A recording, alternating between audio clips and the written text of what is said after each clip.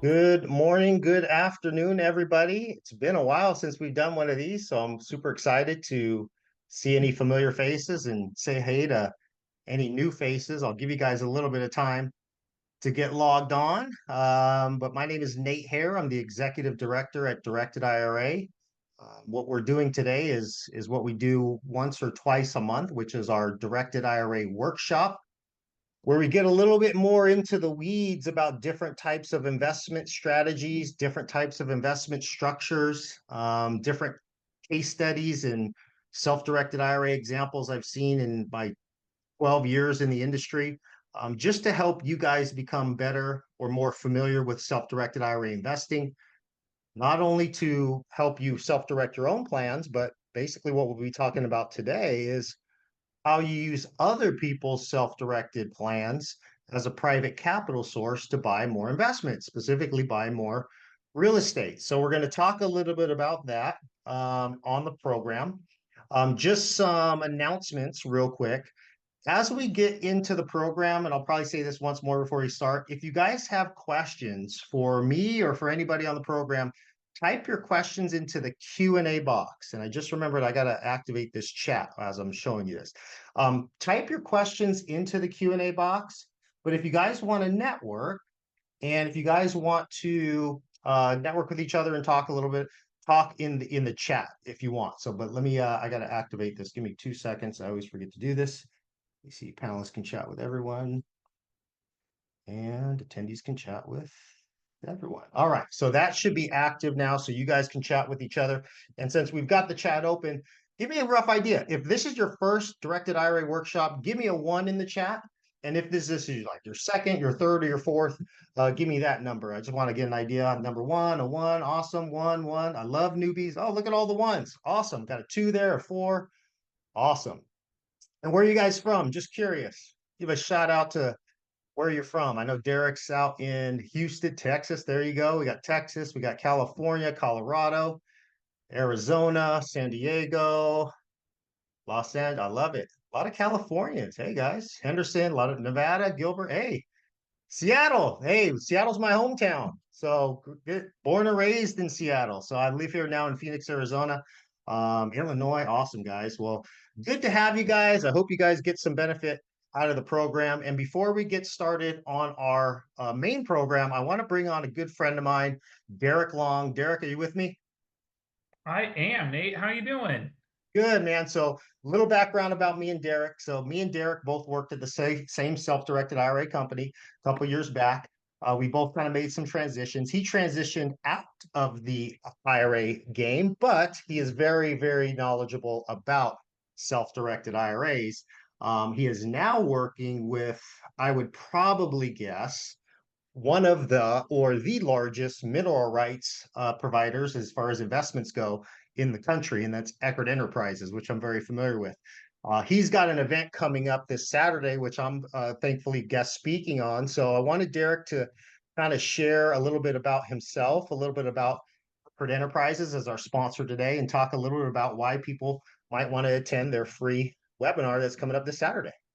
Well, Nate, thanks for having me. A lot of people actually look at me as always knowing having all this knowledge in the self-directed IRA world, but it's funny when you and I get together, you taught me a lot, especially in the early days.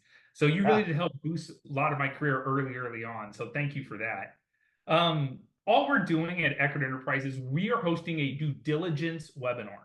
And what we're doing is we're putting in companies like an asset protection attorney. You get to come in, you get to ask your question about asset protection. We're putting in 1031 exchange companies. We're putting other IRA companies in there as well. But what was funny is and I just want to point this out as I said, hey Nate, will you jump on? There's going to be other IRA companies on there. I just want people to kind of get a feel for it. You're like, absolutely. I'd love to talk about IRAs and maybe some due diligence, behind it and what you should look at. And it was so difficult for me to get another IRA company on there because once they saw the name Directed IRA, saw Nate Hare, saw Matt Swanson, they're like, we don't want to compete against those guys. And I have like uh, 34 emails that go into that. So I think that's actually really unique. So I'm so okay. glad you're going to be there this Saturday. What I'll do for everyone is I'll post a link in the chat box. That link will actually just let you register for free. This is the first time we're ever doing this event. So once again, it's this Saturday, Central Time, 9 a.m. to noon. And I'll post a link in the chat box for everyone. It'll be a completely 100% free event, a great chance for you guys to ask questions to attorneys, IRA experts, 1031 exchange. There won't be any pitching of any investments or anything like that. It's strictly for you guys. So that's it, Nate. I want to say Awesome. thank you for having me on here briefly. So Yeah, no problem. And I actually have a slide. So if anybody's watching this and they got their phone out, let me just share the slide here. If you guys can see that, I'll skip one slide forward. Um, but oh, hold on. There it is. Sorry. So if you guys want to scan that, that's going to be the QR code to register. Again, I'll be on there talking a little bit about self-directed IRAs, talking about checkbook control IRAs, answering any questions. But it's a good opportunity, again, to get out there. Derek, quick question. If people register or they can't make it, is there an opportunity to get the recording if they register?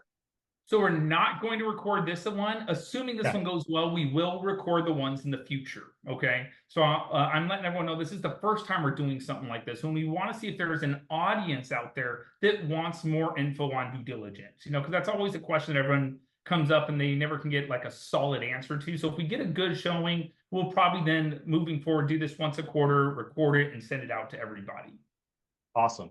Well, thanks, So Derek. I appreciate your time. Always a good wealth of knowledge. Knows a lot about self-directed IRAs, but is, probably one of the authority figures now on mineral rights investing. It's really, at the end of the day, it's a real estate investment when you look at it.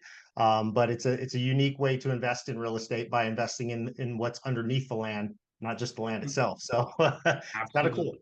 Yeah. So, all So right, thanks. thanks, So we're Nate, for having me. And you guys are in for a wealth of knowledge. He taught me more about private lending than you guys will be able to learn in this webinar. And he taught me over a several year time frame. So okay. you guys have fun. Your check's in the mail, Derek. Also. Thanks. I'll be All here right. in the background. Okay. All right. So we're going to jump into it, guys, and we're going to talk specifically about borrowing private money from self-directed IRAs. And now I've done a couple courses already that got some good traction. I got a lot of good questions from it, which is always a popular topic, which is the other side of using self-directed IRAs, but it's from the lender's perspective. We talked about that. That's on YouTube. If you want to go back and look at that, I would probably say watching this program and that program will give you a real firm grasp about how retirement plans can be used as a private capital source. Now, I know we're going to focus on the borrower's perspective today, but even as a borrower, I think that it is advantageous to you to understand the lender's perspective. So if you go to our YouTube channel, just look up Directed IRA, look for the title Mailbox Money. That's where I talk specifically about the lender's perspective. So after this, maybe go back when you guys got some time and go look at that webinar. But we're going to talk specifically about borrower's perspective today. So I'm going to cover a couple different things. And before we get into it, again, as a reminder, if you guys have questions, type your questions into the Q&A box. I've got one of my senior IRA executives, Marcus Malika. He's going to be monitoring the Q&A. So if they're easy, low-hanging fruit questions, he'll answer that. If they're good questions for him to relay to me, he'll just notify me, and I can answer those live. And if you guys want to chat in the chat box, kind of leave that to your networking. But if you questions in the chat box, we might miss it. So make sure you put your questions into the Q&A box, and I'll shave a little bit of time at the end to take some questions live. So what we're going to cover today is, for all the people that put a 1 up, I'm going to cover self-directed IRA basics first. What a self-directed IRA is, what's the difference between a quote self-directed IRA and an IRA like a Fidelity or Charles Schwab. I think that's always important to understand. The different types of plans that can be self-directed. There's more than just 1 or 2, guys. I'll tell you, there's 6 different plans that can be self-directed here. The reason why it's important to understand all the different types of plans that can be self-directed, especially if you're a borrower, is you want to identify all the different types of retirement buckets that you can borrow money from. Okay, so we're going to talk about the different types of plans that can be self-directed and can be used as a private capital source to buy more real estate. With that, we also need to dive in a little bit on the IRA rules when it comes to prohibited transactions. Now, I don't normally go over this in every presentation, but on this presentation, when we're talking about lenders and borrowers, it's vitally important to understand the IRA rules when it comes to who an IRA is allowed to invest with, who an IRA is allowed to loan to, and who you as a borrower are allowed to borrow money from. So we'll talk a little bit about prohibited transactions so we get a clear understanding about whose IRA we can use when it comes to borrowing private money to buy more real estate or invest in more investments. And then I'll go over some case studies. I'll go over 2 different case studies. One, a real basic one, a simple interest note loan, a loan that I've done actually repetitively with my own self-directed plans for conceptual purposes. And I'll talk a little bit more creative of a strategy with a shared equity loan. And then we'll take questions at the end. So let's just jump right into it, guys. As a reminder, we're going to go over a lot of different concepts, a lot of different tax strategies, self-directed IRA strategies, but everything that we provide as far as directed IRA goes is all for education purposes only. Directed IRA is not a financial advisor. We're not consultants of any type. We are a passive IRA custodian, meaning we allow you or allow our clients to self-direct their IRAs and invest in the things that they choose, the investments that they find are safe, the investments that they do their own due diligence on. But in that, we provide a lot of education as to how to properly use these self-directed IRAs. So we always encourage people to consult with their professionals, tax advisors, legal professionals before entering into any type of investment. Everything that we're presenting here is for education purposes only. A little bit of background just about me, about how I found self-directed IRAs. I'll paraphrase this. I started in real estate right out of college. I knew I wanted to get into real estate. I didn't know what that meant. I got my real estate license back in 2004, 2005, thinking that that was my way into real estate. And then I found out pretty quickly I didn't want to be a realtor. No offense to realtors, I just wasn't equipped to showing houses and picking out cupboards and cabinets for people. I wanted to be on the side of the investor and on the side of the finance side because I was always good with numbers and I like the math behind it. I like the numbers behind real estate. So that landed me in a pretty long career as a mortgage loan officer, loan consultant for about 7, 8 years. And I thought that I pretty much knew everything there was to know about real estate. And man, oh man, was I wrong. In 2012, I was recruited by a company to do self-directed IRAs, to be a self-directed IRA consultant in training or a self-directed IRA account executive in training. When I learned about self-directed IRAs, it was the first time in my mind I thought, how come everybody doesn't understand how these self-directed IRAs work? Because I was almost mad at myself for not understanding that I could have been investing in real estate and I could have been a private lender, which what I was already doing in my career. I could have been doing all those activities and paying no taxes on my gains had I understood what a self-directed IRA was. So in 2012, I shifted my whole career strategy and I specifically started focusing on understanding these self-directed IRAs. And even today, even 12 years into the industry, I find great passion in teaching people how these self-directed IRAs work. Because truthfully, they don't teach it to us in school. We got to learn it for ourselves. It's not education that's out there to the masses. It's growing in popularity now, but you really got to go out there and seek this information because nobody's going to give this to you, very easily. So I find great passion in just teaching people that there's a lot more options to investing a retirement plan. There's a lot of tax advantages to investing with a retirement plan. And I find that most people, when they learn about self-directed IRAs and learn that they can invest in things outside of the stock market, they always tell me, man, Nate, I wish I knew about this 10 years ago, right? So hopefully this is good information for you guys today, but that's kind of how I found self-directed IRAs. I was already in the real estate industry, but I found out about it probably 10 years after I wish I would have found out about it. So let's just jump past that. Let's talk real basics about retirement plans and what they can own. And when I talk about retirement plans, I'm talking about everything from a 401k to a 403b to a 457 plan to a TRS to a TSP to an IRA to a health savings account and more. IRAs and 401ks and all those other types of tax advantage plans I mentioned can own anything except life insurance contracts and collectibles. This is not widespread knowledge, but in the tax code, okay, if you read the tax code dictated for IRA investments, the IRS does not really care about what we invest in. That's a shocker. And most people just think, well, my IRAs and my 401ks, that's where I invest in stocks, bonds, mutual funds, ETFs, target date funds, REITs, and CDs. Those are just traditional investments. They can be owned in a retirement plan, but you can also invest in what we call alternative investments.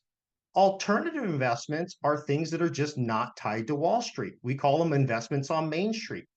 Alternative investments can include real estate. We're talking about land, we're talking about single family rental properties, we're talking about multifamily, short term rentals, mid-term rentals, long term rentals.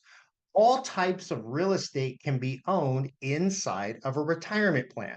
You can also invest in undeveloped land and livestock, precious metals, cryptocurrency, investing into small businesses or startup companies that are not publicly traded, energy, natural gas resources, and mineral rights, oil and gas, like Derek was talking about, tax liens, notes, private stock, and much, much more. So when it comes to your available options as far as an asset in your retirement plan, really what it comes down to is if you want to hold alternative investments in your retirement plan, you just have to have a retirement plan set up with a company that will hold alternative investments in your retirement plan. It's really that easy. And that's what directed IRA does. That's our business model. We allow people to use what we call self-directed IRAs to buy alternative investments in their retirement plan. Now, I will tell you this, most of our clients have IRAs at Fidelity or Charles Schwab, and they also have an IRA at Directed IRA. You're not limited to how many IRAs you're allowed to have. You can have unlimited IRAs and you can park your money at different custodians. And sometimes that makes a lot of sense because it allows you to invest in multiple things. Because if you go to Fidelity and you say, hey, I just heard this guy, Nate, talk about investing in real estate with my IRA. Can I invest in real estate with you? They're going to say, no, you cannot do that. It's not no, you can't do it by law. It's no, you cannot do it with Fidelity. No, you cannot do it with Charles Schwab. They're licensed securities brokers. They sell investments, and the only thing they sell are traditional investments. So if you want to invest in things that are not in their menu of investments, you just have to open and fund an account with a company like Directed IRA that will allow you to do so. So we'll talk a little bit about that as we go on. But the IRS only tells us we're not allowed to hold two things, and that's life insurance contracts and collectibles. And specifically today, we're going to dive into promissory notes as an investment, available investment in a retirement plan. When I talk about self-directed too, and this is something that should be pointed out, when you hear the term self-directed, which is really the product that we have, self-directed is just a marketing term. It's not a type of IRA.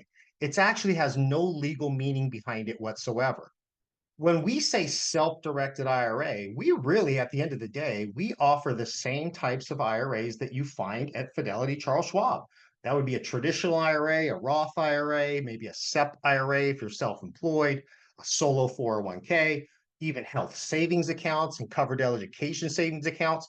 Those are all the accounts that we have here, which are similar to the same accounts you would set up at Fidelity. The only difference is we call it self-directed because we don't have investments to sell you.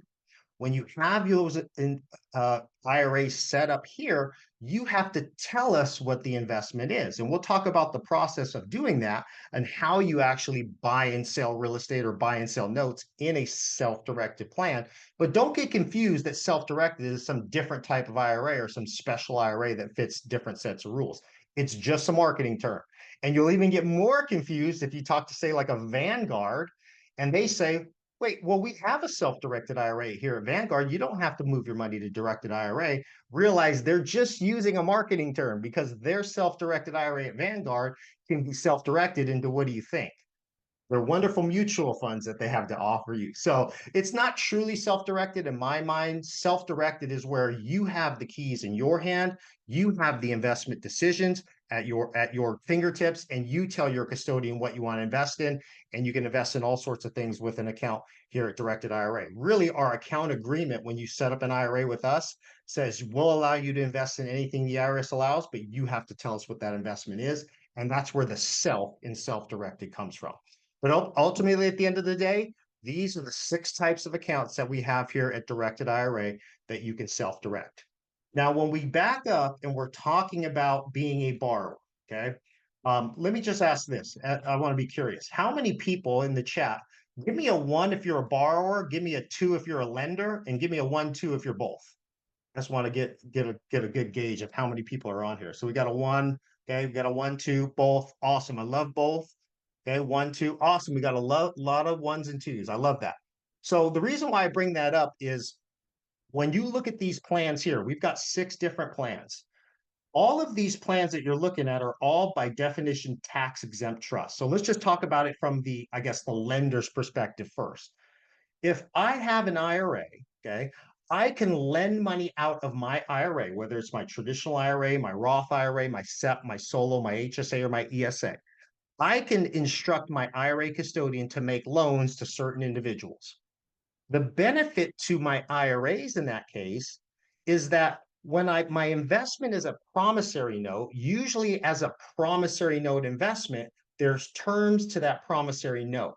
Okay. My IRAs are going to be the lender, though, in the promissory note, not me personally. The reason why that's advantageous is that when I lend my money as an individual, I'm a taxpayer. I don't get tax breaks for lending money to people if I'm lending my own money. I have to treat that as ordinary income. I have to treat that as income that's taxable to me. Sometimes I can treat it as passive income, but I got to pay taxes if I'm lending it out as me, the individual. When I'm using my IRAs, though, my IRAs, whether it's a traditional Roth or any of these other plans, these are not taxpayers. By definition, they're tax exempt trusts. When I lend money out and I get interest payments back to my plans don't pay taxes on that interest income. So if you think about it in those terms, I get a lot more tax benefits by lending out my IRA money than my money personally. There's also some different strategies, thinking of my IRAs as a lender, where I can compound my interest by just lending money out and make interest income based on the sweat equity of my borrowers. And we'll talk a little bit about that down the road. But if you're going to grow your retirement plan and you understand a little bit more about real estate than you do the stock market, I would say you want to look at how you can self-direct your own plans into other people's investments that you trust, that you can start making residual or interest income that will grow your retirement plans and hopefully make better returns than you're making in the stock market. Now, that would be me as a lender using my retirement plans. I know a lot of real estate investors that do both. And I saw a lot of people on here answer that they're doing both 1 and 2. That is awesome.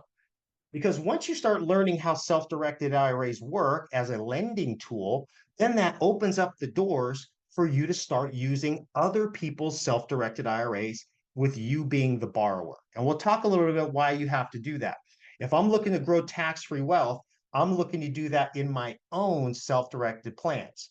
But what the rules state is I cannot borrow money from my own self-directed IRA plans. That's prohibited. If I'm going to borrow money from retirement accounts, it has to be borrowed from non-disqualified people. And we'll define that here in a second. But you should understand all the different types of plans that are out there, A, because you want to set up as many of these plans as possible because they don't pay taxes. And you also want to know what's out there and available to you as far as private capital goes. And I will tell you, combined with all these plans, there's about $38 trillion currently in these retirement plans. So it's the largest source of America's capital. You should understand how to use yours, and you should understand how to use other people's. So let's get into it a little deeper and just talk about now, why are notes and loans so attractive inside of a self-directed IRA or just inside of an IRA? Well, these are kind of some of the things that I think about. And just so if people aren't familiar, I currently self-direct my IRA as a private lender. It's primarily the only thing that I do right now because it just fits my lifestyle. Okay. I understand real estate, but I don't have time to find real estate. I'm working here at Directed IRA. I've got a W-2 job. I love it. I travel. I speak all over the country. So I don't have time to go out and door knock and make offers on property. But I know, and I meet a lot of people at events that do have that time and do it full time. So what I found is that my IRA can still grow with real estate investing, but it grows by being the lender. It grows by being passive. Okay. My IRA owns notes, and those notes are secured by real estate. It's no different than a bank, right? Banks own notes secured by real estate. That's how they make money, right? Bank of America, Wells Fargo. This is their business model. I just use my IRA like a bank. The reason why I like it is one, it's passive. Okay. I own a note secured by real estate. The borrower has an obligation to pay my IRAs. It's completely passive. I don't have to deal with toilets. I don't have to deal with tenants. I don't have to deal with ownership headaches. The other thing is it allows me to diversify into investments outside of the stock market. So a note is a great income producing asset that I can have in a retirement plan. So, and the reason I say this is you do not have to be a real estate expert for notes to make sense as a as an IRA asset. We have a lot of clients. I would say the majority of our clients, and we have about 17,000 account holders now. 90% of our 17,000 account holders, they still work 9 to 5 jobs. They would not consider themselves real estate experts, but they like to have notes secured by real estate. It's probably one of the most popular investments we fund on a monthly basis because they find that those investments produce better income or safer income than maybe their stocks. Or they just diversify. They have a certain percentage of their IRA investments in stocks, and they have a certain percentage of their IRA investments in notes or real estate. So again, self-directed IRAs and notes allow you to invest in things outside of Wall Street. The tax savings we talked about, again, investing in IRA, investing in HSA, massively through notes allows for massive, massive tax savings. I would probably say if you're going to, and let me just back up here a second, if you want to know my favorite accounts for lending, my favorite accounts would be the accounts that you don't pay taxes on distributions. Okay. Let me repeat that. The best accounts, if you're going to be a lender and you're going to be able to compound interest as a lender, you don't want to compound interest that's taxable. Okay. That would be the difference of if I was lending money out of a traditional IRA, remember how a traditional IRA works. As I get interest income back from a borrower to my traditional IRA, I don't pay taxes as the income comes in, but I will pay taxes when I take distributions after 59 and a half. If I use a Roth IRA, however, those interest payments come into the Roth the same, but when I take distributions from my Roth IRA after 59 and a half, I don't pay taxes on those distributions. So one of the key fundamentals, I think, with self-directed IRAs is the ability to self-direct Roth IRAs, Roth 401ks, HSAs, and ESAs. If you can understand how to utilize those accounts, your borrowers can basically help fund your retirement and pay for health insurance, health expenses and education expenses with completely tax-free dollars.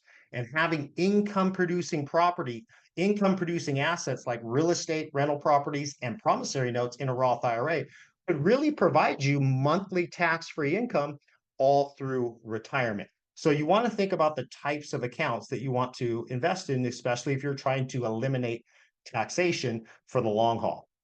The other thing I like about note investing, and again, this goes for borrowers and lenders, you want to make sure you mention this to lenders, is it's predictable.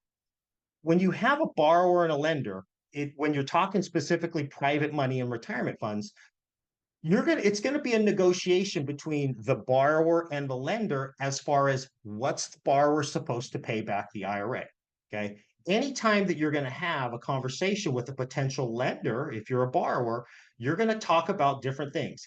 What's the maturity date of the loan? Meaning, basically, if you're going to loan me money and I'm going to buy this piece of real estate, when am I going to pay you back? Is it going to be 1 year, 2 year, 5 years, 30 years? That's all going to be part of the negotiation. Part of that negotiation too is also how much interest am I paying you and when am I paying you? Now, I'll just give you my personal example. Again, you guys can take this for what it's worth. I like to stick pretty much to the same type of loans to the same type of people. I like to loan to flippers. Okay. The reason why I like to loan to flippers is because they only need my money short term. Okay. People that are coming to me to borrow money out of my Roth IRA, my HSA, for example, they really only need my money for 6 to 18 months, but they need my money fast. And this is one of the advantages to borrowing private money from self-directed IRAs versus going to a bank. If my borrowers go to a bank, they know they got to go through the headaches of underwriting. They probably won't get the money for 30 or 45 days. So it takes a little time to go through the process of borrowing money from a conventional bank. You can also go hard money, right? If you're buying real estate, you can go hard money, but hard money is going to charge you maximum rate, right? They're going to charge you anywhere from 14 to 18%. So the cost of doing business with a hard money lender is going to be the maximum cost of business. Not saying that they're bad, but again, we all know they're going to charge you the most. When somebody comes to me, it's a negotiation. And I will say most private lenders with self-directed IRAs, if they're lending on real estate, short-term real estate, the interest rates that they charge are anywhere from 8 to 12%. So I charge 12%, but I like to charge it to flippers because, or lend to flippers because they only need my money to acquire the property. And the end goal really is they want to be able to buy the property in a week. They can do that through a self-directed IRA, me as a lender, and then they sell the property or refinance the property, which makes me whole. And they usually do that after about 12 months. They either hold the property for a year and a day so they don't get hit with short-term capital gains. They sell the property, I get my capital back. And then what that allows me to do is it allows me to reinvest my interest and my capital and compound my interest. But all through the way, they're also making interest payments monthly. So it's predictable to me. I don't have to look at CNBC to see what my stock's worth. I know exactly what I loan to this borrower. I know exactly what it's secured by and how much equity's in that property or how much that property's worth. And I know at the first of the month, they're supposed to pay me X amount and they pay me off in 12 months. It's extremely predictable. Now, we'll talk a little about the downfalls of when a borrower doesn't pay me back. But again, if all things go well, it's a very, very predictable investment. And predictable investments are hard to find, especially when you talk about a retirement plan. So let's talk a little bit about prohibited transactions. Okay. We got to set some groundwork first when we're talking about borrowing and lending money from a retirement plan. The IRS doesn't really care about what we invest in. We kind of mentioned that at the beginning, but they do care very strongly about who your IRA invests with. And this is where you hear the term prohibited transactions. These are the things that you're not allowed to do with a retirement plan. Remember, if I'm talking about my retirement plan or we're talking about your retirement plan, you as a person are not the same person as your IRA or your 401k or your HSA or your ESA. Okay? You are a taxpayer, your IRA is not. Your responsibility and your relationship to your plan is you're the fiduciary of your plan. Your job to your retirement plan is to make contributions. Your job is to make investments or pick investments for your retirement plan. All the benefit from those investments are to the plan. And then you get your benefit as the fiduciary when you take distributions. Okay. But what you're not allowed to do, what the IRS doesn't want you to do, is they don't want you self dealing or investing with your IRA. Meaning, if my IRA has $100,000 in it, okay, I need to find investments for that $100,000. But those investments cannot be loans to me. Okay, I can only take money out of my IRA through a distribution. I am not allowed by law to tell my IRA to make a loan to myself. Because remember, who makes the decisions for my IRA? I do. Who makes the decisions for me? I do. It's a conflict of interest because I'm basically doing business with myself. The IRS does not want you doing business with yourself and telling your IRA to buy your property or lend money to you.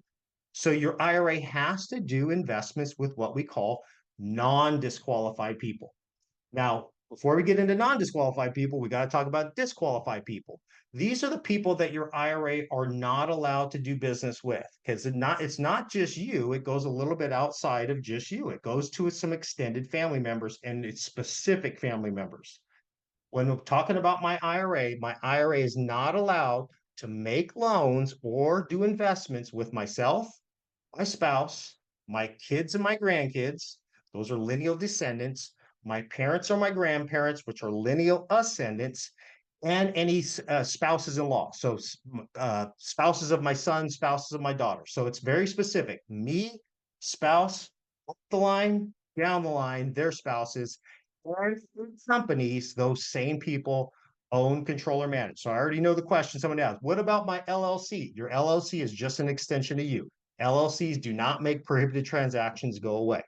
So don't let this dishearten you, because what you should be thinking about if you're looking to borrow more private money, you should not be focused on borrowing your own money to do your own deals. That should be invested long term for tax-free wealth. You should be focused on the other people that have retirement plans because A, they're not disqualified as long as they're not on this list, and there's more of it than there's money just in your plan. Now, you might have noticed that I did not mention on the disqualified persons list, and the people that are disqualified that are still family would include brothers, sisters, aunts, uncles, cousins, nieces, nephews. In the IRA, in the IRS rules, in the IRA law, they really want to disqualify the IRA owner, the spouse, and up the line and down the line with lineage. Because when you die, your wealth usually passes to the spouse and down to the kids, even when we're talking about IRAs. So that's why they disqualify those people, because those are the people that will usually inherit your IRA upon death. But when you're talking about family to the side, brothers, sisters, aunts, uncles, cousins, nieces, nephews, those people are not normally in the line of inheritance. So they don't consider those people disqualified. So if I'm a real estate investor, could I borrow money from my own IRA? No. Can I borrow money from my wife's IRA? No. Can I borrow money from my brother's IRA? Yes. Can I borrow money from my sister's IRA? Yes, because they're not on the disqualified persons list. And anybody outside of that. When it comes to non-relatives, I mean, that is really unlimited. So remember who the disqualified people are. Okay. Those are the people that you cannot borrow money from their IRAs. And when you are talking about your benefit, remember your benefit comes when it's talking about your IRAs from the distributions you take from the IRAs. That's the only way you could take money out of your own IRA to yourself. Okay. So I hope that makes sense. Do we have any questions on that? Marcus, you can chime in if we have questions specifically on disqualified people. I'll make sure I pause on that for a little bit. Okay, here's one. Actually, I'll read this. So concerning prohibited transactions, what if the person I want to work with is my stepmother? If that's a no, what if she is widowed from my father and becomes my former stepmother? So when we're talking, remember what we're talking about. When we're talking about disqualified people, it's spouse, parents, grandparents, kids, grandkids, their spouses. Notice I didn't say parents, grandparents, their spouses. So as a step parents are usually not a prohibited or disqualified person. But let me give you a real scenario where a step parent could be a disqualified person. My mother and father separated when I was in first grade. My father remarried. I've had a stepmother ever since basically the fourth or fifth grade. Me and my brother are basically children to my stepmother. Now, that just being children through marriage doesn't make us disqualified. But what does make my stepmother and me disqualified is that we're the beneficiaries of her IRAs upon death. So the fact that she's got us on as beneficiaries makes us disqualified. I'll give you another example of when somebody outside of the normal disqualified persons list can be disqualified. I personally am not married and I don't have kids yet. So right now, my IRAs and all my plans have my brother as my beneficiary. So my brother becomes disqualified because I made him the beneficiary of my plans. So I would just go back. If your stepmother in any way, right, if you are the beneficiary of her IRA, you cannot also borrow money from her IRA. Because what would happen upon death is you would inherit an inherited IRA with a loan to yourself. So again, it can get a little fuzzy in there, but if it's just a former stepmother, you have no financial, I guess, ties to her as a stepmother, then probably most likely it's not going to be a disqualified person. I hope that answered that question. Marcus, you had another one?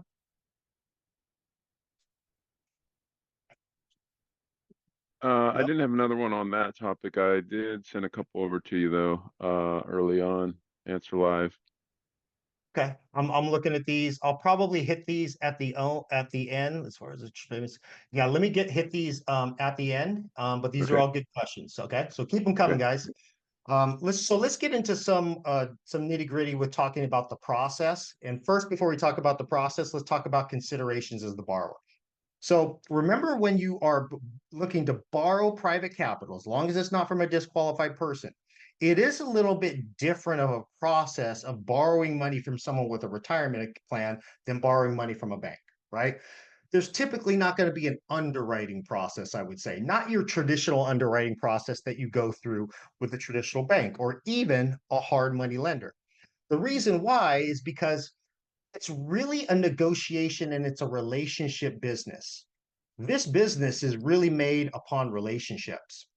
As a real estate investor, what you should be doing first is you want to find these relationships. Now, where do you find these types of relationships? I would say your local RIA is a great place to find potential lenders who have retirement plans. Why do I say that?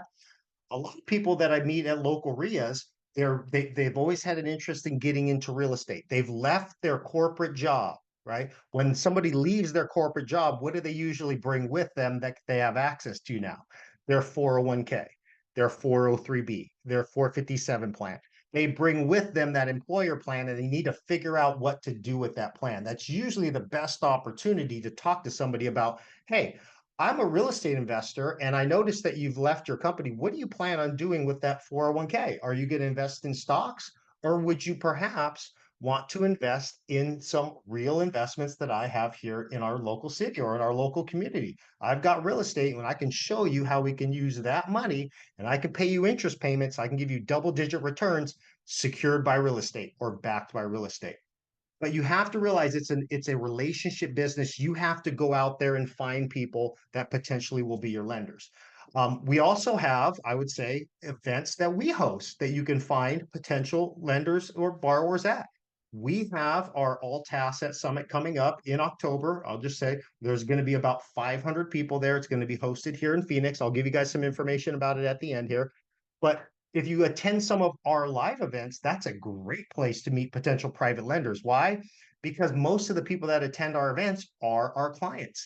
What I'm not allowed to do, though, is you can't email me and say, hey, Nate, can I get a list of all your clients? I can't do that. I'll go to jail because I have a responsibility to keep our client information safe and secure. So ultimately, you can't solicit our clients through me, but you could solicit our clients through events or find some of your own new clients through local meetups and local real estate investor association meetings. But really, ultimately, you can find potential lenders all over. There's some great Facebook groups, I'll tell you guys. Elite Deal Makers is one. If you go on Facebook, that's a very active group that I'm part of.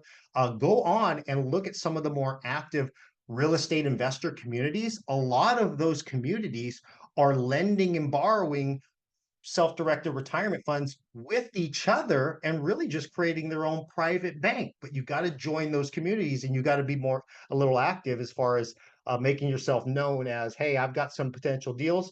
That's how you find it because it's a relationship business. Now, when it comes to borrowing money, one of the things that you want to keep in mind is if you're borrowing someone's retirement funds, this is their nest egg. You want to take this very, very seriously, guys. You do not want to take somebody's money and be irresponsible with it. Okay.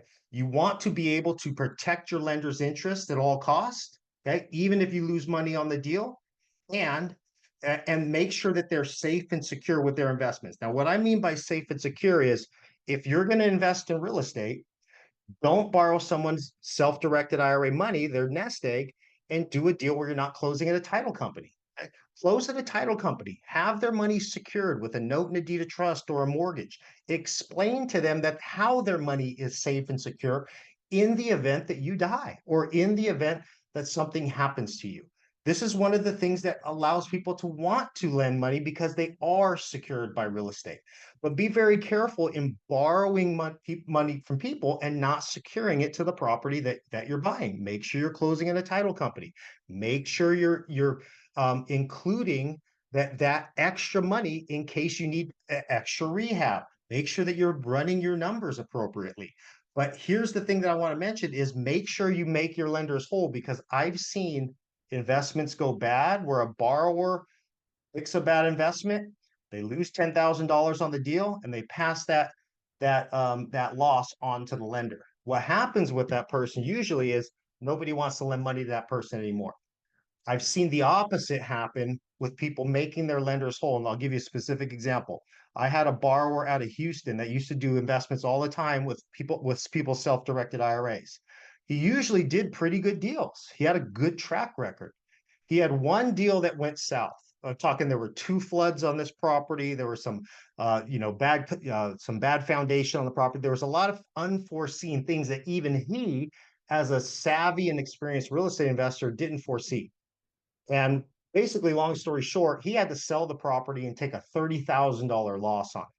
Now, I've seen a lot of borrowers make the decision that, hey, I'm sorry, your money, I told you that it was risky. We're going to have to sell this property for a loss. And I'm sorry, I'm only going to be able to give you your principal minus $30,000. He could have gone that route. He actually went the other route. He reached into his back pocket and made that lender whole. Now, once he did that, he came to me and he said, I thought my career was done. I thought nobody would want to lend me money ever again. You know what actually happened? The reverse. He said his business tripled after people found that out because these were people that were in a local RIA in Texas.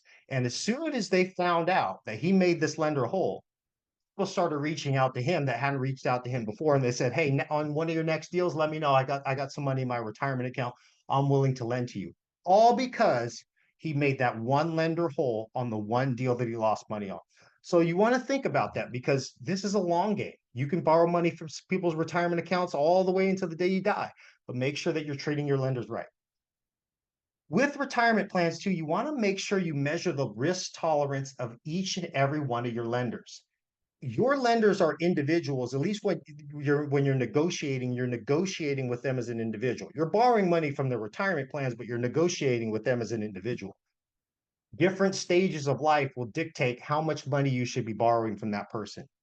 If you're borrowing money from somebody a little bit younger, let's say it's myself or Marcus or somebody that is actively investing, it might be okay to be a little bit more aggressive with our money because I have time to make up the difference if we get ourselves involved in a bad deal. So if I've got 100 grand and that's all I've got in my retirement plan, I'm okay with lending you all $100,000 on your next fix and flip. But if I'm 75 years old, I'm past retirement, $100,000 is all the money that I have. If you're the borrower, you might want to think twice about borrowing all $100,000 of my money because I'm at a different stage in life. I might need that money quicker than the younger self of me might need it. So you might want to be responsible with that. Maybe leave them some money in their retirement plan, liquid as cash in case they need it for emergency, and maybe you only borrow 50,000, not $100,000. Be transparent with your lenders. Always communicate. This is probably the number one complaint I hear from IRA lenders. When things go awry or things go bad, is they cannot get a hold of the borrower. Okay, make sure you keep open lines of communication with your lenders. I guarantee you this will solve most problems. The other thing is, as far as a borrower goes, you want to make the process smooth and painless for your lenders. Make sure that you are understanding the process of how the custodian works, the different documents that the custodian will need in order for you to borrow money from someone's self-directed IRA. The easiest way to do this, guys, I'll be honest, you want to have your own self-directed IRA. You might even want to do a promissory note investment or a loan out of your self-directed IRA so that you go through the process first. That one investment that you do as a lender will open the door and allow you to talk more smooth and eloquently about how the process works because you've already done it. But if you've never self-directed before, it's going to be an uphill battle trying to teach somebody else how to self-direct. Now, you can always lean on us, but again, if you're engaging and answering questions right away because you've already gone through the process, you're going to make the entire process more smooth and painless on your lenders, and you're going to get more lenders through that. And then always, always try to create win-win scenarios.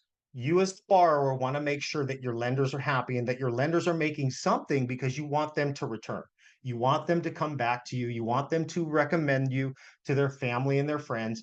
But trying to keep all the profit for yourself is not going to make people really willing to continue to do business and recommend you. So make sure that you are creating win-win scenarios. That way your lenders are always happy and you're happy as well. So One of the other things I will say too is if you're borrowing money specifically for real estate, make sure you discuss foreclosure. Okay. Make sure you teach, if they don't know, your potential lenders about what happens in the event you die. This is something that I think a lot of borrowers shy away from because they think that by bringing up foreclosure, you're almost indicating that you're going to take their money and not pay them back. That is not what the foreclosure process is for. The foreclosure process is really for in the event the borrower doesn't have the ability to pay, and a lot of times they don't have the ability to pay because they passed away or life happened. That's the more common scenario when a borrower stops making payments. But you want your lenders to understand how the foreclosure process works. Hit that topic of the conversation head on when you're talking about borrowing their money. Say, hey, I can give you double-digit returns secured by real estate, but I also want to spend a little bit of time talking about what happens in case something happens to me, right? What's your safety net? How do you get this property back? Understand the foreclosure process and tell them exactly step by step. If something happens to me, this is how you get this property back. Always hit that topic of the conversation head on. Understand your foreclosure process in the different states and how they work. Okay? So let's look at some real deals and then I'll take some questions at the end here. So as far as as far as the steps go, when you want to start lending or borrowing money from a self-directed plan, it's really broken down into 3 steps. First step is you've got to have an account that can allow you to self-direct and hold notes. So first, open an account. If you want to open an account, you reach out to a guy like Marcus. Marcus will put his book a call link in the chat there. You just book a call with one of my IRA executives, set up an account. If you have people that are going to be your potential lenders, just make an introduction to Marcus or myself through an email. That's the very easy way. You don't have to teach them about self-directed IRAs, but once you get them interested in investing in one of your investments and you know they've got a retirement plan, just make an introduction. We'll walk them through the process. We'll make it smooth and painless. That would be our job. We can't promote your investment, but we can make the process very smooth and painless and fast. That way they're happy through the process and they're okay lending you money once we get down to the investment process. But all they got to do is open an account. We can do that completely online and it takes literally 5 to 10 minutes. Once you open the account or once your investor opens the account, they have to fund the account. The 2 main ways they fund an account is either through a rollover or a transfer. Usually we're doing a rollover if they've got an old 401k or an old 403b, they just left their job. We're going to need to roll that 401k into an IRA here.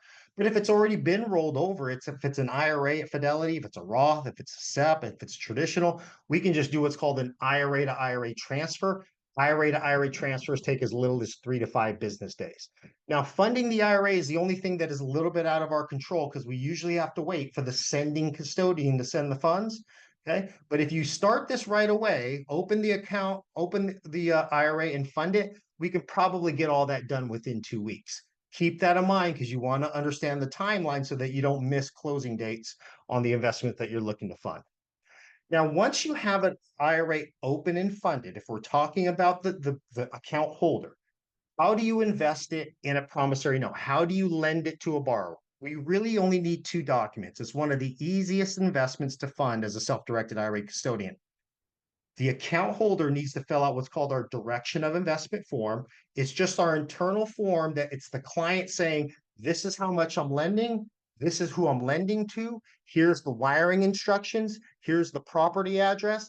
And I instruct you as my custodian to make this investment happen. Okay, we need that form because that's the instruction from the client that it's okay to proceed with this investment. Now, with that form, we always need a copy of the agreement. And when it comes to note investing, it's really easy. The agreement is the promissory note. Now, we do not draft the promissory note. You would have to have that drafted yourself or have a title company draft it or have an attorney draft it. But on that promissory note, what we're looking for as the custodian is we're looking that the IRAs are properly listed as the lender. Okay. Now, if you're lending from a directed IRA account, the lender would typically read Directed Trust Company, that's us, the custodian. FBO stands for the benefit of, and it would follow with client's name IRA or client's name HSA. Okay, but that's how the vesting should work. And that's what the attorney or whoever's drafting the note, that's who the lender is going to be on the note. You'll be the borrower, but the IRA is going to be the lender. Now, if you're going to do multiple IRAs, you can have multiple IRAs on one promissory note. That's totally fine. I've done notes where we had 14 IRAs on one note. Now, this does not make it a security and it does not make it multiple liens. Having multiple lenders on one promissory note still make it one lien on the property. It's just a fractionalized note. This is important because if you have clients that have multiple IRAs, they have their IRA, their wife's IRAs, maybe they have their kids' IRAs. You want to make sure that all the IRAs that are going to be involved in that note are all listed on the promissory note. Okay. But that's really all we need: the direction of investment form from the client and a copy of the promissory note. If those two things look well, we can get that money out to you or to the title company within 24 to 48 hours. It's extremely fast. So let's talk real quick about just a simple interest loan. And these are the most common types of loans that we see here through directed IRA.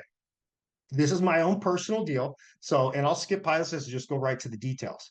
So I've got a couple borrowers that I loan money to in Houston. Okay. They're, like I said, they're house flippers. Okay. They're finding property through skip tracing. They're finding property that's been inherited, that's been abandoned for years or months. They're finding the eyesores of the neighborhood. And when they're coming to me, it's usually because the bank rejected them for some reason because of the condition of the property, or they're trying to close in such a fast amount of time they don't want to deal with the bank, or they've got too many loans out. They've got 10 loans through their Fannie and Freddie. So they have to go outside of the Fannie and Freddie route and they have to go find private money. So again, these types of loans are great to do. So when my borrowers come to me, they usually send me a copy of the appraisal. They show me that they've opened title and they give me the rough details of the investment. They say, here's the address, Nate. Here's what I comped it out at. Right? And here's what I'm looking for. And here's what I'm willing to pay. It's really pretty that simple because we've already got that relationship established. So on this specific deal, they needed $75,000 to buy the property and roughly about $25,000 to rehab it. So looking at the deal, first, I took their information and I went to a separate third party of somebody that I knew, and I had them run comps for me. I said, these are the comps that he came up with. What are the comps that you came up with? So the funny thing, I didn't have this on here. He told me the after repair value, the ARV, was $215,000. Now, for me as a lender, having $100,000 secured on a property that's potentially worth 215 is a great deal for me. So my ears are already perked up. Now they became even more perked when my friend came back to me and said, I actually comped it out at 237. And he had no skin in the game. He had no dog in this fight. So when he told me that, I thought, okay, this is probably a good deal. From that point, once I decide that I want to loan money to him, we're going to talk terms. Okay. Now we've already done business before and it's pretty simple.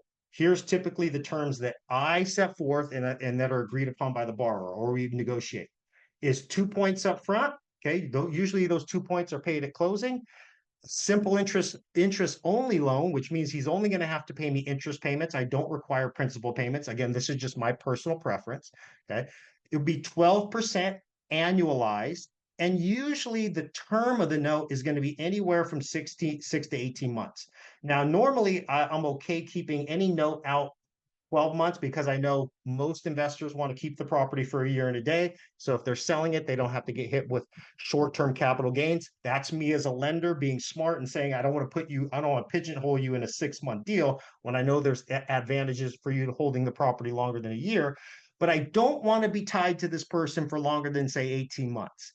Now, the reason I don't want to be tied to them is because I want to be able to get my interest and principal back so I can redeploy it. The reason I like to do that is because I like to compound my interest. I can't compound my interest if I loan money and I'm stuck in a 30-year mortgage. I would never want to do that because my interest isn't compounded. Plus, they don't need my money at 12% for 30 years. They have an urge to refinance or sell the property because they want to get out of that high interest loan. And most of the cases, they'll either refinance or sell, and then we'll reinvest in another deal. But this is a great investment that I make 14% double-digit returns, and he's buying a property with no money out of pocket. Now, I added one more thing, and this is something you should think about as a borrower. If you're going to borrow money from somebody's retirement plan, you may also want to think about or offer okay, this is an option, but it makes things smooth and painless. You might want to offer to that lender that you'll pay their custodial fees. Okay. Now, the custodial fees are the fees that we have at Directed IRA to hold the note asset in their retirement plan and fund the note asset in their retirement plan. Now, the fees on that are only about $495 a year. That's a cost of doing business to you, right? That's something that you could just write off as an expense. But you want to think about offering that because what you want your lender focus on is just how much they're making. Right? If I had to calculate my true earnings and I also had to pay my custodial fees, I'm not really making 14%, I'm making 13 point whatever. But also, if you think about it, if you're going to borrow money from a bank or a hard money lender, they're going to charge a lot more fees than 495. I can guarantee you that. So if you're looking to borrow more private money and make it smooth and painless, not only do you want to give them good terms, but you may even want to pay their fees or have a combination of the two. Just something to think about. I see very few lenders do that, but I'll tell you the really good ones pay the fees of their lenders. Okay? Now, here's how this note was structured. Okay, I used my Roth IRA and my HSA in combination on this loan. Okay. The lenders on the note read directed trust company for the benefit of Nate Hare's Roth IRA to the undivided interest of 75%. And then it also followed with directed trust company FBO Nate Hare's HSA to the undivided interest of 25%. Those are the two accounts I use. The benefit for me using both accounts is the interest payments that are going, 75% of the interest payments are going to my Roth, which grow tax-free, but I don't want to take distributions until 59 and a half. 25% of that income I can use today. I can use today because they're going to my health savings account that I can pay for glasses, prescriptions, acupuncture, copays, holistic medicines. I can use that money today by just taking a distribution from Directed IRA and go and buy, whatever medical needs that I need, the things that my insurance doesn't cover. So just something to think about as you're lending and borrowing. You can offer not only benefits for retirement, but for benefits for paying today's needs too, if you're borrowing money from an HSA or health savings account. We close in a local title company. Once Directed IRA has all the documents, they cut the check or they cut the wire to the title company. So no money is touching my hands as a distribution. The notes are, in my case, because I'm doing this in Texas, then my notes are secured with a deed of trust. The deed of trust just allows me to circumvent the court system in the event of a foreclosure. Thankfully, I've never had to foreclose on one of my borrowers, but I know at the end of the day, I can sleep at night knowing my money's secured by real property in a real town that I know and understand. And then all the interest payments are made back to my Roth IRA and to my HSA completely tax-free. None of the money hits my 1040. So it's a good way for me to retire. And as a borrower, you want to try to explain or educate your potential investors on how they can actually invest their retirement plans into these types of investments backed by real estate. Now, in this case, the borrower kept it as a rental, refinanced. I got my money back out, and we continue to do more deals down the road. Key points to remember: I cannot loan money to myself or any other disqualified person. Me and the borrower set our own loan terms. That's one of the cool things about self-directing an IRA is you create your own loan terms with the borrower. And IRAs can loan money secured or unsecured as well. Secured, obviously, you're going to get a lot more people jumping at that. Unsecured, you might have a little bit of problem if you're trying to borrow money unsecured. So we talked a little bit about that. Now I want to end just one last case study and talk about being a little bit more creative. Okay. Now I know some of you borrowers are probably going to get real squeamish when I talk about sharing equity, but stick with me on this because as a borrower, you want to make sure that you understand that there's more tools in your tool belt that you can offer. Having more options for your lenders and different options on how they can participate will give you more lenders that want to do business with you. This also comes into play when you're looking at identifying the different risk tolerances of your lenders. Remember, some might just want safe and secure. I'll tell you this, most people in retirement are probably not going to be gung-ho about needing or requiring a double-digit return. I'll just tell you that. If you're talking to somebody about their retirement plan, they're already retired, their main concern is they want to protect their principal. They might want to have a little extra money on top of that, but if they're used to making 4 or 5% in their low yield mutual funds, you don't have to offer 12%. You might have to come to them and just say, would 6%, 6 to 8% be something that you're worthy of considering secured by real estate, right? So every person you deal with is going to be a little bit different. You don't have to offer the same things in the same terms to every single person that you meet, which also brings us to applying equity to that equation too. So in a note agreement, you can really put all sorts of terms in that note agreement, including whether or not you and the lender split the equity when the property sells. Now, I will tell you, on most deals, you are not going to offer equity on your deals. That is crazy. That's insane. But I'm going to give you a story that's going to make you rethink maybe some of the deals you might have passed in the past because maybe you didn't think about structuring it this way. So this was a deal that one of my clients had, which was a mobile home. Okay, this was a double wide mobile home. Now, what's the problem with mobile homes when it comes to borrowing money to buy mobile homes? Banks hate them, right? They don't like loaning on mobile homes unless it's tied to the ground. And even then, it's hard to find lenders that are really, really gung ho about lending money on mobile homes. So this was a mobile home, but the value wasn't in the mobile home. The value was in the land underneath the mobile home. Okay, it sat on 2 acres of land. It was really a nice little property, had a pond out back. But the way that properties were moving or that population was growing in this city is the investor saw that the population growth was moving to this area. But this area was not highly was in high demand at this time. He was a little bit ahead of the game. And he said, if I can buy this property, the value is not in the mobile home, but it's in the land. And if I can hold this land for say 5 years, I think the land is going to be worth a lot more money than it is today. So when he initially went out to look for private money and look for private lenders, all the private lenders were saying, no, I didn't do anything that less than 10 or 12%. So he really got discouraged and almost passed on this deal because at 10 or 12%, because of where this property sat, because he couldn't rent this out like a normal 3 bedroom, 2 bath house, because of where it was located, he couldn't generate the rental income to pay the mortgage payment or pay the private lenders and hold it for 5 years. If that's his strategy, right, he's going to have to come out of pocket, out of his own pocket, to pay the negative rents or what he cannot come up with to make the lenders whole. So what he did is he went to the drawing board with one of the lenders, and basically one of the lenders thought, you know what, I kind of like your strategy on this, and I would like to be in this deal long term with you. That doesn't make them a partner; they're still a lender. But when they reevaluated the deal, here's what they came up with. Basically said, well, if we're going to be in this long term together, okay, long term meaning I'm going to give you a piece of the equity when I sell this property, there's no reason in charging you upfront origination points. So they got rid of the origination points, usually 2, now it's 0. When it came to the interest rate, here's where they got creative. The lender said, tell me how much you think you can rent this property out for, and let's back that income into an interest rate. And basically what they did is they backed into an interest rate of 6%, meaning if the lender charges 6%, that gives the borrower the opportunity to rent the property out, and the rents will cover a 6% interest rate to the lender. Now, in exchange for the lender dropping the interest rate by half and eliminating the origination points, they agreed that in the terms of the note, when the property sells, the lender also gets 50% of the equity. Okay, so let's fast forward in time. They held this property for 5 years.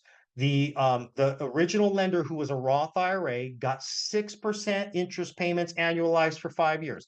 Better than a poke an eye with a stick, right? Performs probably the equivalent of most mutual funds. But he still hasn't recaptured the equity that he's a piece of too. So he at least got the 6%. Now, when they sold the property 5 years later, the property was not worth $50,000. The property was worth $130,000, which rough estimates, we're going to assume about $80,000 was split at the closing table, $40,000 to the borrower, $40,000 to the lender. Now, some people say, well, that's a lot of money to give up, Nate. Well, think about it. He didn't have a deal before he restructured the way that this was drawn up. And if you really think about it, how much money did the borrower come to the table with to buy the property? Zero. He used all the money from somebody else's self-directed Roth IRA. How much money did he have to pay to hold the property for 5 years? Zero. The rents covered all the mortgage payments.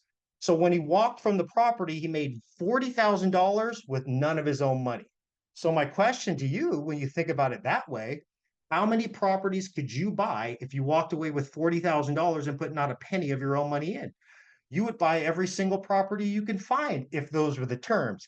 Now, again, that's not going to be the scenario on every single investment you have, but you as a borrower, you as a real estate investor should identify that there's multiple ways you can structure creative deals.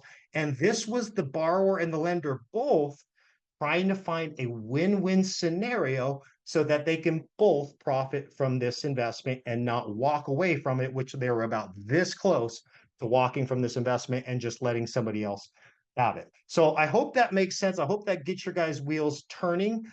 As a borrower, again, I'll take some questions here at the end. You want to start talking because there's a lot of people that are not that are frustrated with the stock market right now. I'll just tell you that. This is a way, if you're a real estate investor, this is a way that you can help borrowers recover from their stock market losses by giving them opportunities to invest in assets right in their own community while earning double-digit returns backed by real estate or just above average returns backed by real estate. Don't think that you're begging for money either. I get a lot of people saying it just feels like I'm begging for money. You're going out about it, I would say, with the wrong approach. As a good real estate investor, you're giving these people an opportunity to invest in things that they had never thought about investing in otherwise. I've seen good borrowers help their lenders retire earlier by turning their retirement funds into low yield mutual funds and give them above average returns through interest payments backed by real estate. I have a borrower I'm thinking about right now that helped one of his clients retire 5 years earlier than he had anticipated because he took his investments from making 4% to making 8%. And once he started making 8% in his retirement plans, he was able to retire earlier.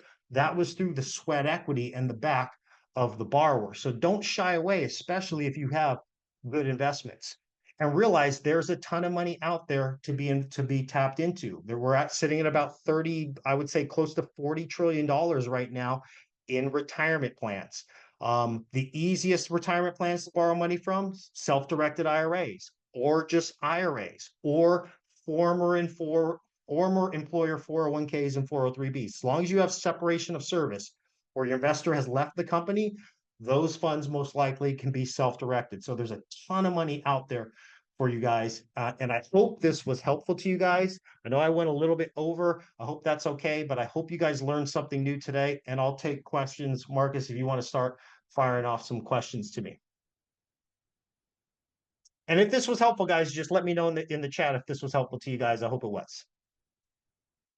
Nate, there are a couple that I sent over to you, but you want me to read it to you? Yeah, if you can read it to me because I haven't been reading them. You have, so. Okay. Here's one. Partner A has IRA and 401k funds. Partner B has real estate knowledge and works in that field. How do you structure a partnership or LLC that access to the funds, pay partner B, and in 10 years, when partner A is 59 and a half to get paid? Sure. Yeah, Uh, I mean, there's a lot. Yeah, there's a lot of different ways that you can structure that. So let me just reread this just to make sure I got. Partner A has 401k funds. Partner B is the real estate knowledge. So that's really where the sweat equity is coming from. How do you structure a partnership LLC to access the funds? Pay partner B and in 10 years. So really you're talking about sweat equity and capital. Whether you do that through a partnership or not is up to you. You could very well do that without setting up a partnership, to be honest. I've had clients that do 100% of the sweat equity. I'll just give you an example. I won't name names, but we had a client that was investing through their coach. Okay, now this coach teaches primarily about note investing. Okay, so we're getting a little out of real estate, but the same concept holds true. Um, as what the coach was going to do is they were going to mentor them all through the investment because the person with the self-directed IRA didn't really understand note investing. So what they did is because the coach was not a disqualified person, that's very important to the story. When they bought the note, they had a joint venture agreement, not a partnership. They just had a joint venture agreement that said on this note, we're going to split the income of the note 70% to the self-directed IRA, 30% to the mentor. Now, the reason this made sense is because the person with the self-directed IRA did not have the experience to buy this note, do the due diligence on the note, service the note. Okay. The real estate investor knew all of that. So, but for his return, he didn't need to put money into the deal because he was putting his experience into the deal. Now, you have to have that spelled out in an agreement of any sort. It could be in a partnership agreement, or it can be in just as a simple joint venture. But that would be a way that you can do it. And I would say that's actually a great way to approach it, is because when I'm talking about the self-directed IRA, anybody's self-directed IRA, they're really prevented from doing any sweat equity. So if you're going to be the sweat equity piece of that, that's a great relationship to have. How you structure the terms, though, you can do it all sorts of different ways. And as far as the numbers, as far as when they get paid, it's really open game when it comes to that. But that's a great way to do it. And I would say, let's say, is it better for partner A to borrow the funds? Again, it just depends. You can borrow the funds and just do it as a, for instance, the shared equity loan. I mean, you could do it, for instance, let's say you wanted to be true partners, but you wanted to keep a lender borrower relationship. You could borrow their money, they're still a lender, you're a borrower, and you can just make the terms of the note where you give them half of the equity and you pay no interest payments. Now, there's some pros and cons to doing that, right? I would probably say you don't want to go too long on the maturity date on a relationship like that, because you want to be able to give something back to your lender over time. You don't want to go 5 years with no payments to that person. But that would be a way to structure a note where they're still a borrower, or they're still a lender and they're a borrower. But another pro to that, if I'm thinking from the lender's perspective, and this is something you want to think about, is I almost would like that for me being the lender, because if something happens to you, I can take the property through foreclosure. Not that I want to foreclose, but me being passive, since I'm going to be passive anyways, I wanted the ability that if something happens to you, I can just take the title to the property and I don't have to worry with toilets and tenants until that point in time. Okay. But if you want to structure it through a partnership or structure it through a joint venture, it's really up to you as and your borrower or your lender, how you guys want to do that. And Nate, I got another one here. Since the SEC has regulations on soliciting investors using their IRA, how Yep. can we stay in the safe area in this aspect? So I would say there's probably some gray area with soliciting. Now, you want to talk to an SEC attorney. It probably, if you're doing anything large scale. I'll just give you my interpretations of the law in my experience. Now, this is not, I'm not giving tax advice here. When you're talking about individual loans, okay, like if I'm going to be your lender, okay, and you're going to solicit me, we're not really in the securities laws right now. Even if you come to me and approach me, I'm doing an individual loan. This is not a security. An individual loan secured by an individual property is not something that the SEC is going to step in and regulate.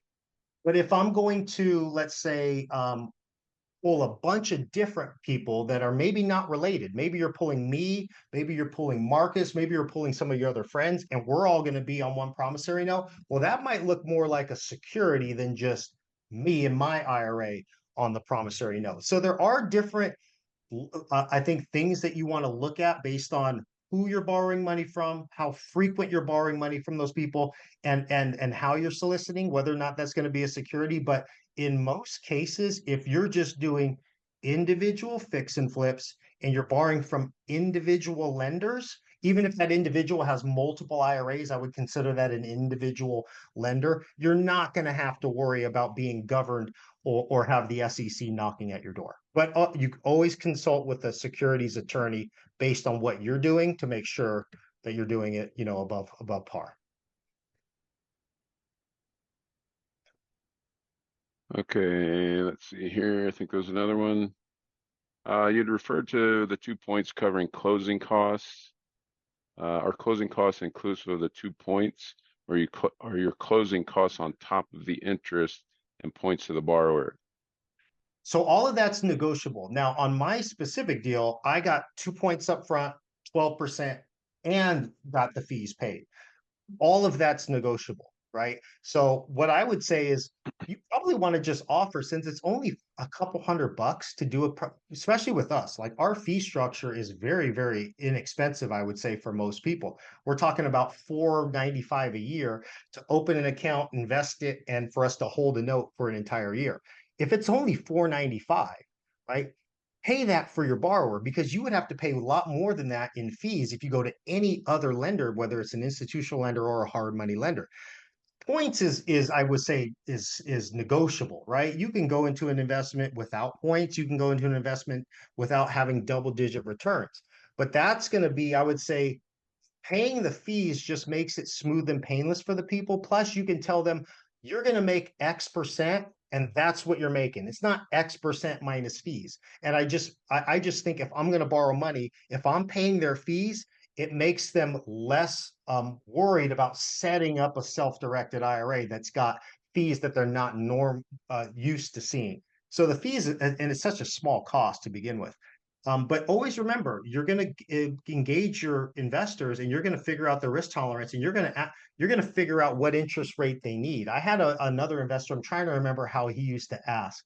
He would go into a conversation, and he would have, based on his deal and based on what he was looking for as far as private money, he would have kind of an interest rate in his head as far as what he was willing to pay. Okay. But when he would approach a potential private lender, he never told them what that interest rate was. And let's just say that the interest rate's 8%. Okay, he's willing to pay 8% at the end of the day. He would ask the potential lender, what are you comfortable making on this deal if I was to pay you a percentage and we could secure your money by real estate? If that person said 4%, he would say, well, that's not the interest rate I had in my mind, but I think we can make that work. If the person said 9%, he would say, well, that's not the interest rate I had in my mind, but I think we would make that work. So as long as it was close to that interest rate, he would make it work. But you'd be surprised, right? What people say as far as what they want. Maybe it's a lot lower than even what you're willing to pay. So you might not want to show all your cards and say, this is what I'm willing to pay, before you ask them the question, what are they comfortable with? And again, the further they are along in retirement, I would say the less they are focused on making home run returns and more worried about their security. So on somebody that's in their 70s or their 80s, you want to spend probably less time talking about returns and more time talking about security and how their money's going to be secured by the real estate and how that process is going to work. That's going to probably make them feel more comfortable than, say, a return.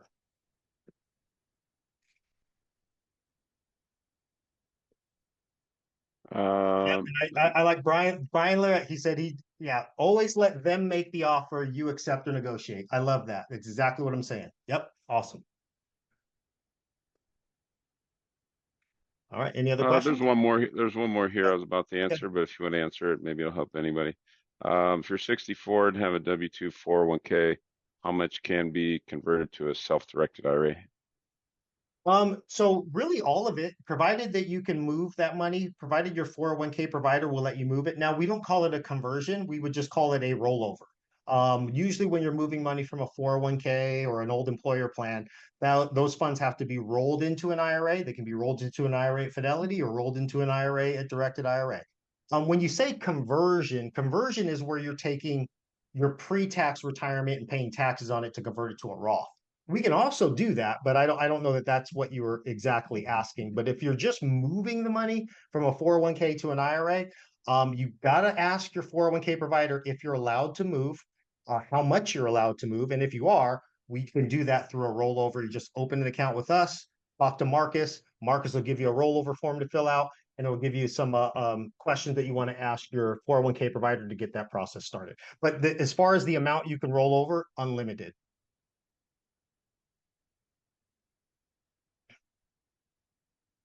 All right. Yeah, All that's right, it, guys. Nate.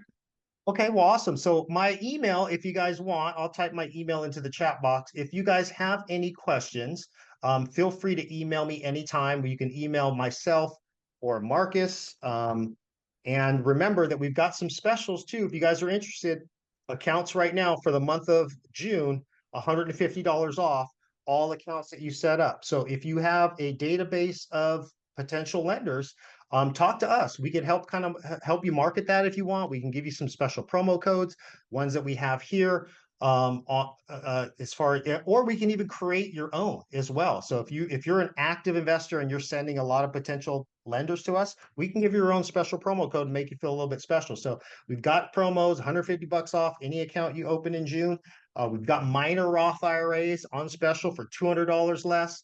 And we also have the refer a friend promo. Normally we pay, if you're referring people to us, you can actually get paid on that. You can get paid up to $100 per account by just referring people to us, and they get $100 off their IRA at the same time. So reach out to us, set up a call with Marcus. If Marcus isn't available, set up a call with myself. We'll give you guys all the tools that you guys have to help you get some self-directed IRAs established. And we'll have the recording of this too. So if you want to share this with your potential lenders, feel free. This will be posted on YouTube by the end of the week, and we'll send a little email out there to let you guys watch it and reshare it. So thanks, guys. I hope this was helpful to you guys. The next workshop will be on the 25th. We're going to talk about buying real estate with and without debt in a self-directed plan. So go to the website, register for that, and I hope I see you guys all there. Have a good rest of your week. So long, guys.